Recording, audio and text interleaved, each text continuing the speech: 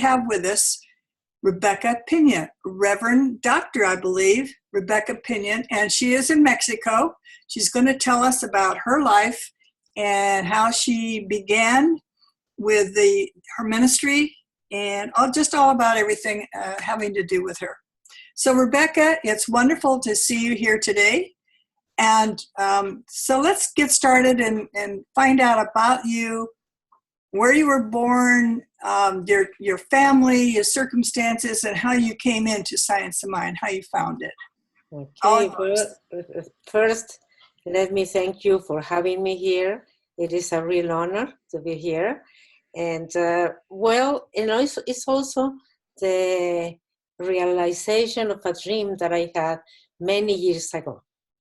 I came to Science of Mind. I discovered Science of Mind in a most unusual way at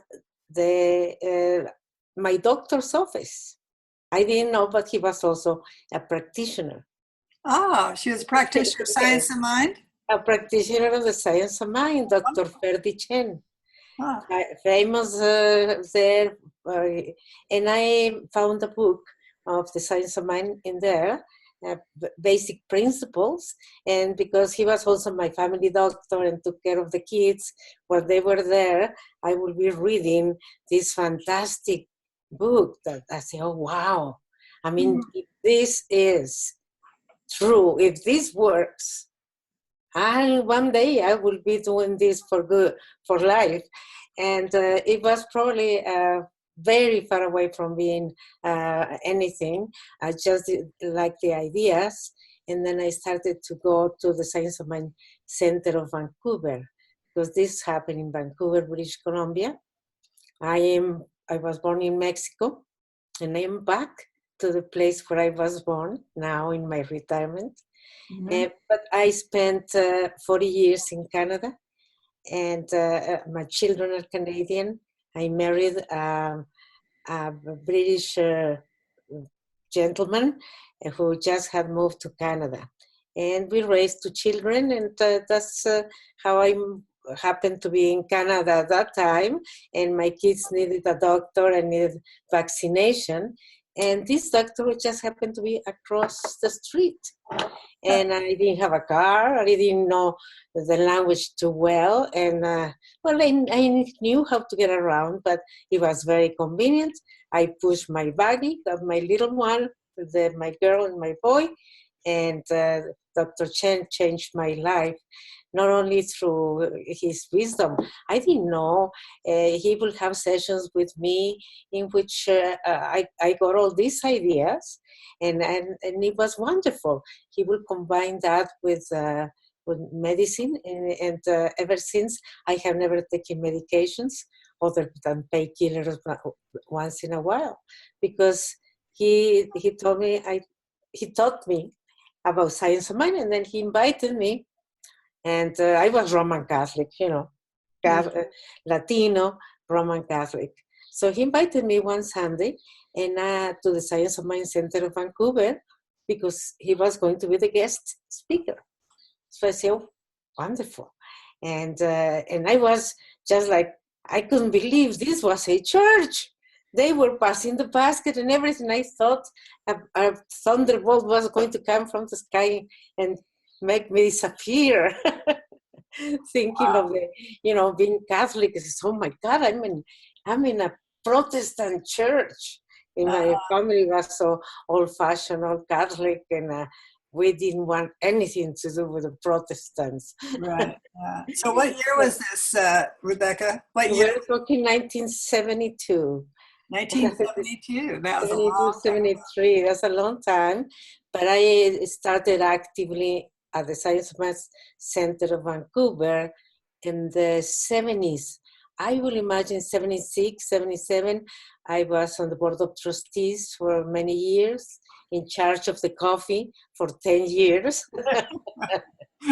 So I was a practitioner. I became a practitioner there. And then life changed, and I had the opportunity to go to California. I had a dream as a practitioner to study for me as a minister, to work just to know more. I just didn't want to stop as a practitioner. I wanted to absorb this, to live this more.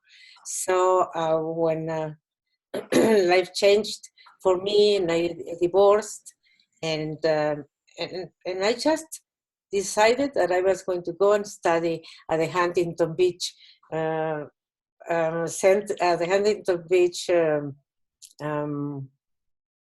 campus, and I was admitted without the previous examination. Everything has been really miraculous for me. It just, everything came into place. I found the right place to stay, and my good friend Tish Fleming, also a practitioner, was very nearby in San Diego, and I was in Huntington Beach near the school, and then I became a minister, and I had the two important people from Mexico came to meet me at Asilomar. Mm-hmm. They wanted to meet me,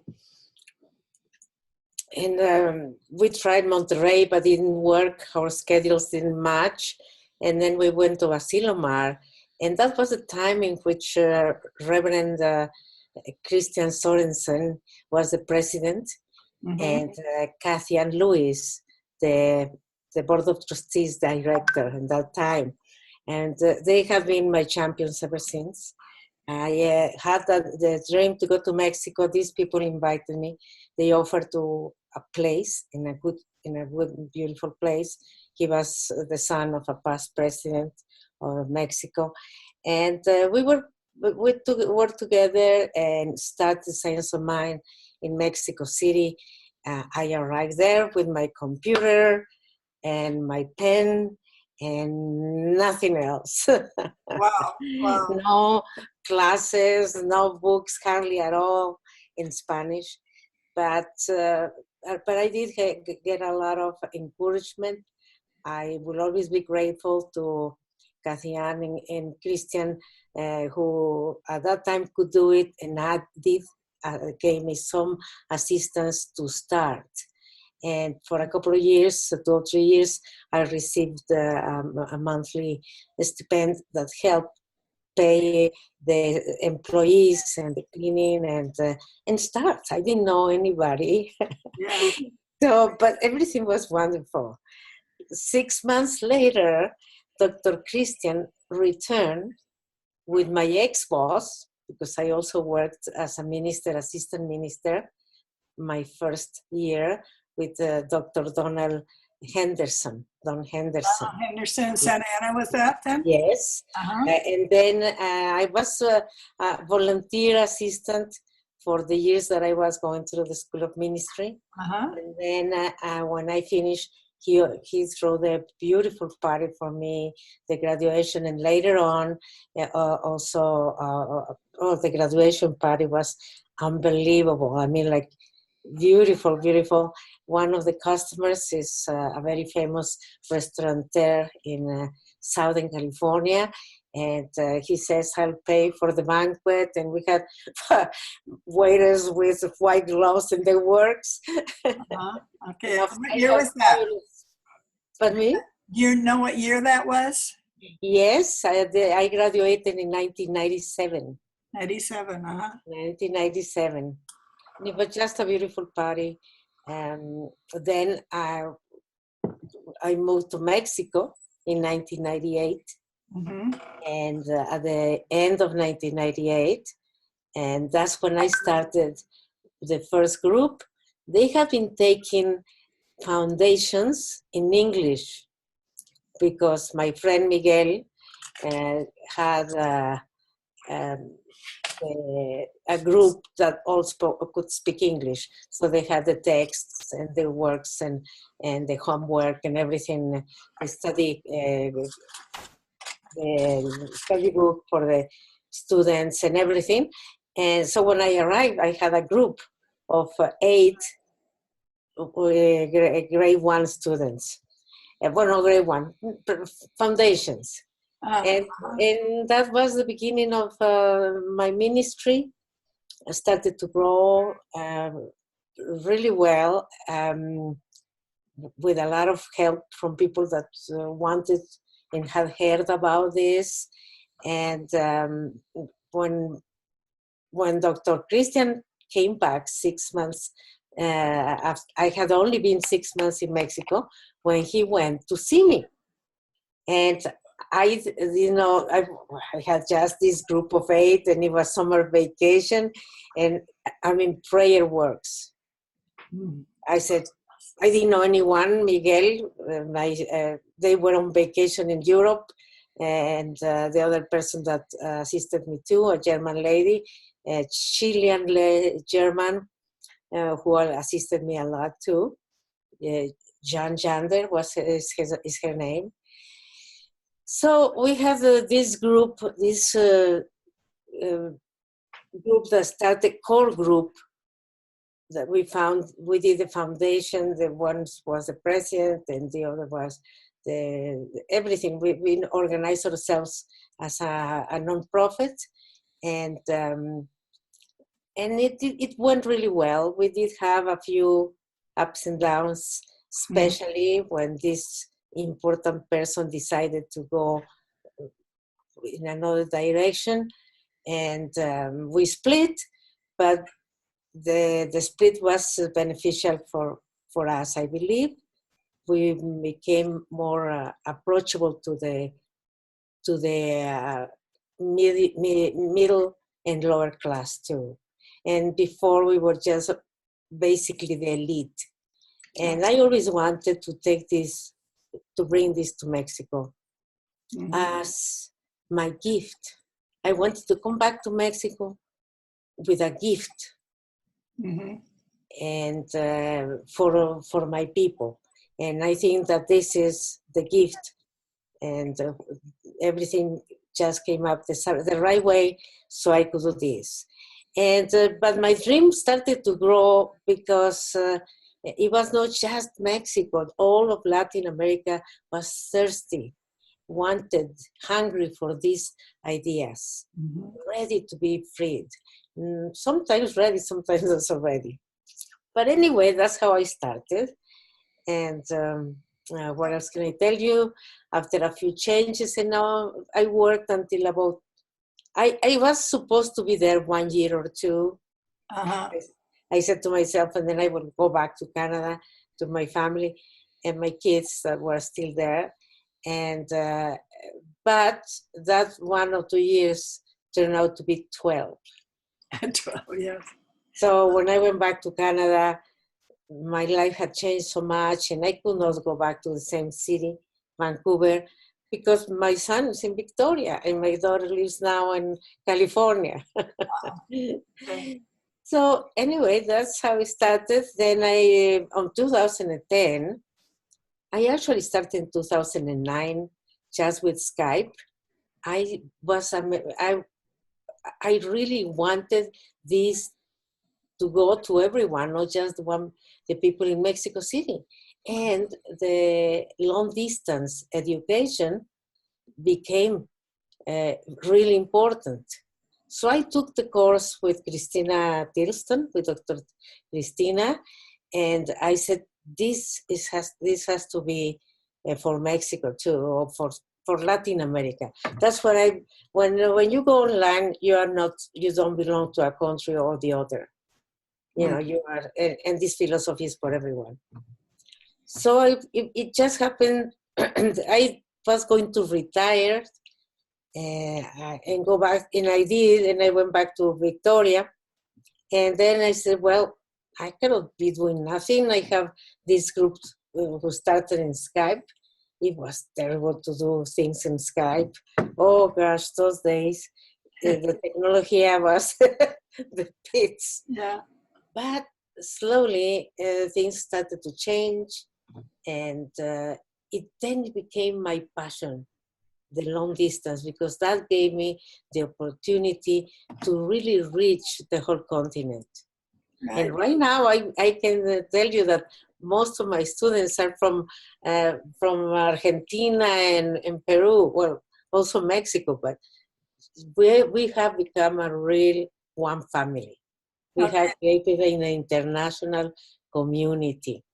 Right, that's great. Yeah. So then there was a lady in Argentina. Was she one of your students, or did she come out of Catherine Boskin's group in No. She's a student of Michael Beckwith. Oh, Michael Beckwith. Oh, okay. Yes, this is Anita Fumarco. Anita and I have been friends ever since. I share everything that I could. She was the first person to receive anything that I could get my hands on. And we're good friends. Anita Fumarco studied with Michael Beckwith. And she does much of her ministry is also online. Okay. And the times of Skype. I think she uses Skype. I understand that the group, I remember the year that some students in Peru needed to be paneled, and they came to a Silmar, and they brought me all these presents and everything because that's what they do. And so it was very thrilling to meet all those people, and I understand they have a really good groups going on there now. Oh yes, well, Peru is my second love, my other home. Okay. And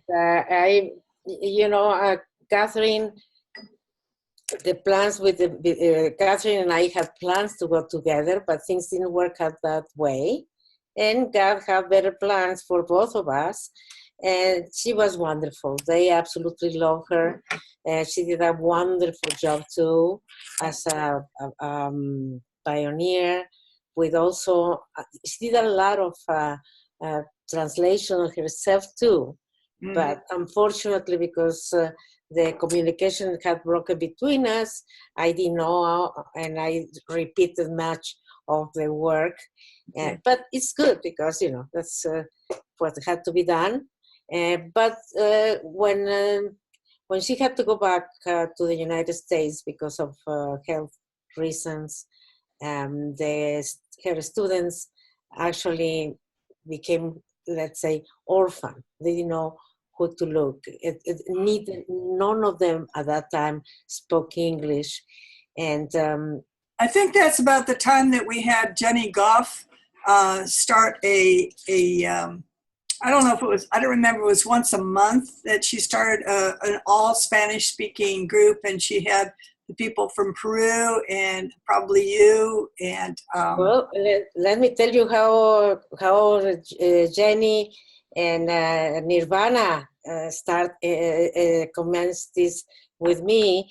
I was in one of the core groups, and Nirvana was in charge of home office. So when I went, we used to meet at that time in person. I met, and the people from Peru, actually, Isabel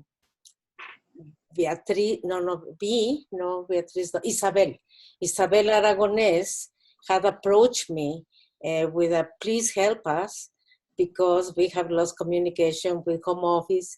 They don't seem to want to speak with us. And I said, no, you just did not. I'm sure that we will want to. Don't worry about it. You guys, I'll help you. They haven't finished their license. Right. They need to be examined. And Jenny was also in that committee, in that circle, core, they were called at that time. So I asked Nirvana, and he says, do you know about them? I said, yes, I have been in touch with them for 6 months, and I have been helping them with material and answering questions. And we need to do something for them to finish their licensing. So Jenny and him immediately say yes. And the three of us, with two of my practitioners, were sponsored to go to Peru. And ever since Jenny, who I have the ministry in Mexico just starting, she took over and continued to assist them. And she traveled several times to Peru to assist them. But that's after they have become, they have been licensed. Right. I licensed all of the first, well, I was there because I could not be in their panel because I was considered their mentor. I prepared them. So, all of them look at me like their second mother. Okay, well, when Nirvana assigned me as the representative for the rest of the world, and I took on Russian and the Spanish and all of it. Right. Germany, Rosemary, I can't think of her last name right now. Anyway, so that's why I got so involved, and the meetings that we had included Jenny, and that's when she started, or we, I think it was the monthly telephone. Yes, but she became the representative. Yes, right. She was a representative. Yes. Yes, she.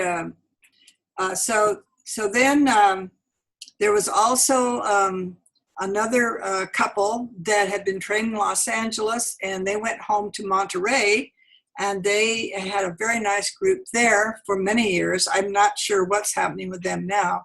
Oh, yes, I'm in touch with them. Yeah, they passed on. I know they had a very nice group, though, before that. Yeah. And you started having some conferences, I think annual conferences. About when was that when you started having those conferences? Because I'm sure they're very popular and very successful. This was a vision. It was totally a vision. I wanted first the origin of the Chapala, now de las Americas, Convention of the Americas, became, I wanted, after I left for Canada, the groups in Mexico had a lot of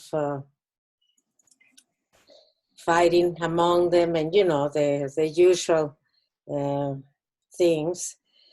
And I thought, I want to do, I had my group online, so I said, I want to go and do a retreat and see whether all come together and rejoin and heal and practice forgiveness and strengthen this. And at the same time, we will have the ceremony for the graduates, we will panel them, and we will do everything necessary.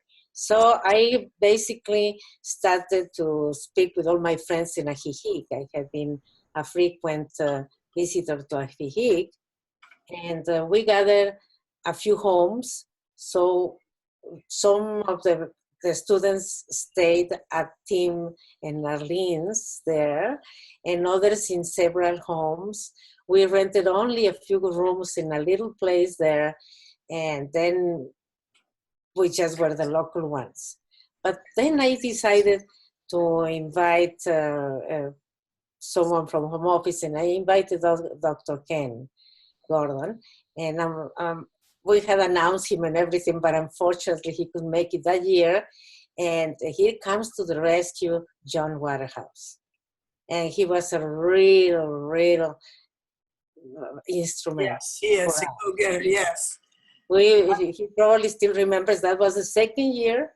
We were a bit better. We had rented a hotel for the American English speaking, and then another place here for the Spanish speaking. Mm-hmm. So we were sort of going back and forth, but then it was the beginning.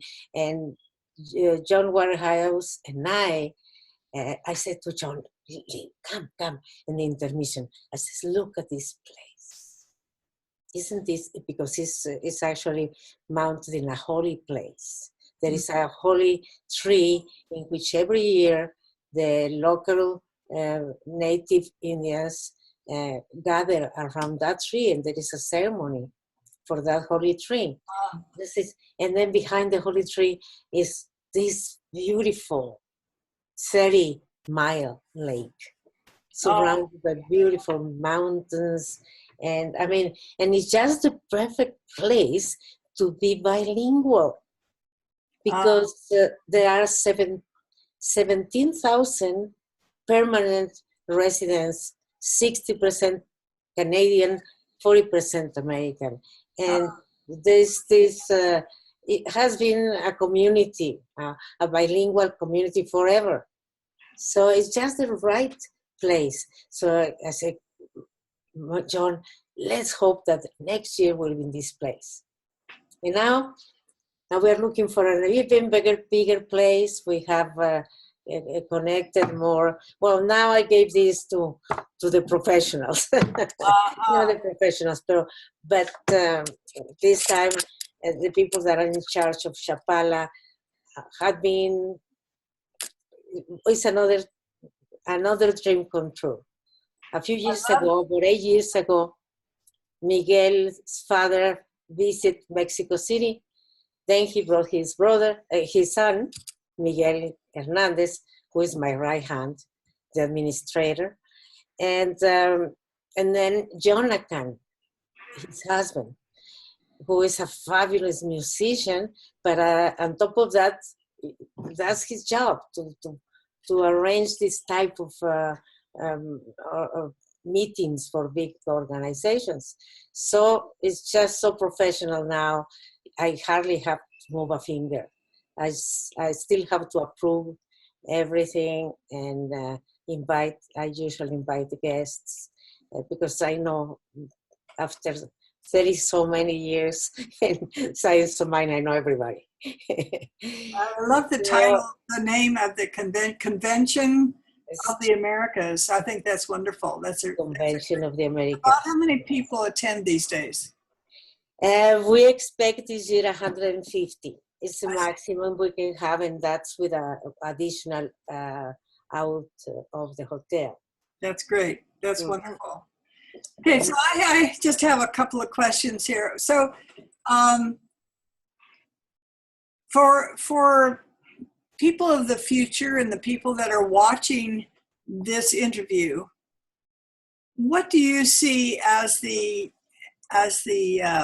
future of the, let's say, of the Americas, of the Spanish speaking?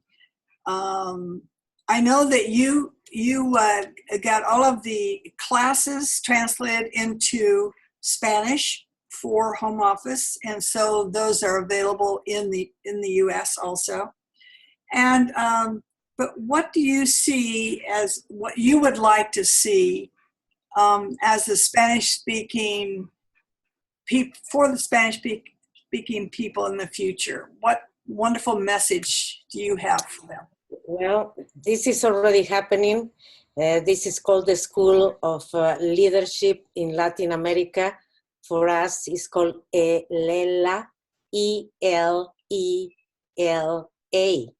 ELELA, the Escuela Latinoamérica de Líderes. Is that the School for Spiritual Leadership? Is that what it's? In Latin America. That is what it is. And this, I have been working with Dr. Dean, and Kathy Hearn and other people that are on my team, helping me to create this, this is the only reason I'm not still retired, because I think that the future of the Latin America is like everything. It's an education.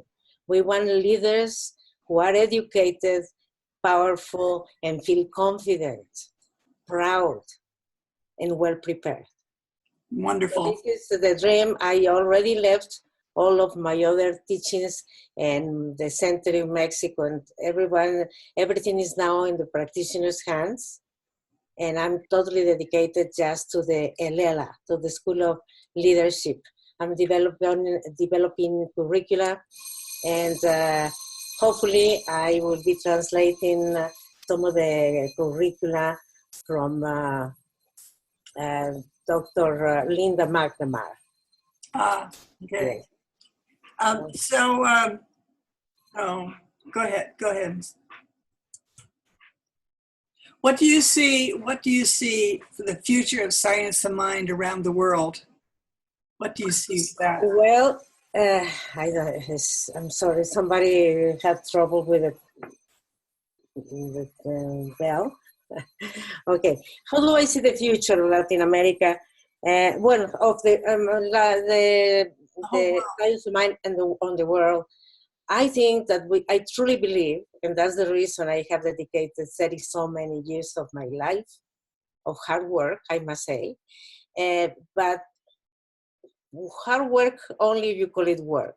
But long hours and dedication to this, because I believe that the science of mind is the future of religion. Or we don't even want to really have to name it religion, but it's the future of spirituality. It's a spirituality that really pushes you really to walk the talk, to understand it first, then to make it yours, and then to live it and to share it. And we need it more than ever. At this time, we need a way of spirituality that goes along with reason, with intelligence, and at the same time, that touches your spirit and makes you want to be a better person. So, Rebecca, do you now, or do you see in the very near future that do you have trained people or in process of training people to move out and start other centers in Mexico and other countries? I think that we have right now become a true community, and that it's the beginning of everyone helping each other. My new assistant is from Argentina, is a practitioner. She's fabulous. And everyone is giving each other opportunity to work. So I cannot predict the future, but I think that with this, the community that we have formed and better translated classes, the task force is doing their best to get polished what we have and to translate what we need. And I think that it's just going to be fabulous especially for the Spanish-speaking people. And the English-speaking people, well, I mean, they have all the treasures. Great. Yeah. Do you have anything else you would like to add to the people who are seeing you perhaps for the first time? And by the way, thank you for the wonderful video that you have created of the different groups that you presented at the Centers for Spiritual Living Convention in 2018. We thank you for that, and we received a copy of that for the archives for others to see the history. And so as our final statement, I leave it for you to share anything that you would like to share with us. Thank you. I would really like to invite everyone to at least once in their lives come and try the Chapala, the international, our Convention of the Americas, because you will feel that what we teach, you will feel it, you will live it right there.